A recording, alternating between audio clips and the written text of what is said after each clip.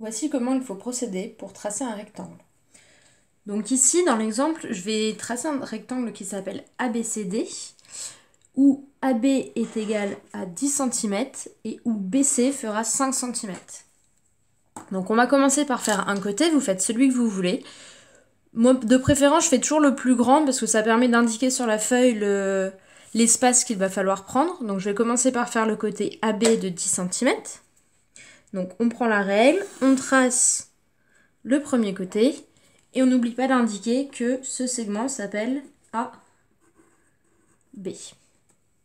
Ensuite, on sait que c'est un rectangle que l'on doit tracer et qu'un rectangle a des angles droits. Donc on va devoir faire un angle droit, une perpendiculaire en A, une perpendiculaire en B. Donc perpendiculaire en dit angle droit, donc j'utilise l'équerre.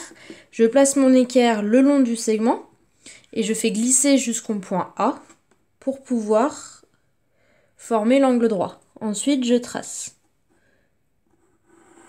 Je ne m'occupe pas encore de la longueur parce que je ne sais pas, au moment de faire ma perpendiculaire, quelle longueur je dois prendre. Je vais faire de même une perpendiculaire de l'autre côté pour avoir l'autre côté du rectangle. Hop.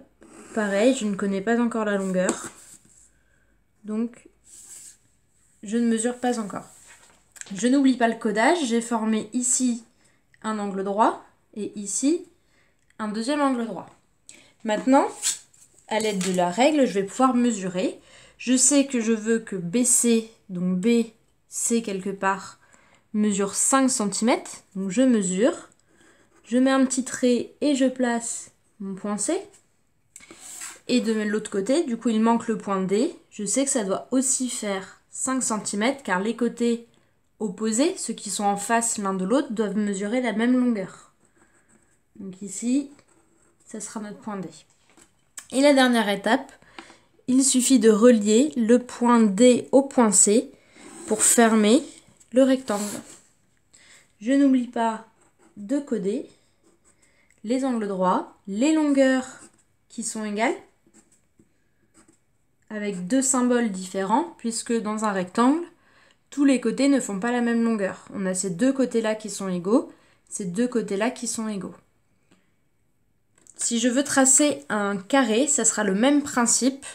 Je fais d'abord un côté, les deux perpendiculaires pour former les angles droits, et ensuite la longueur ici par exemple pour AD et pour BC sera la même longueur que AB.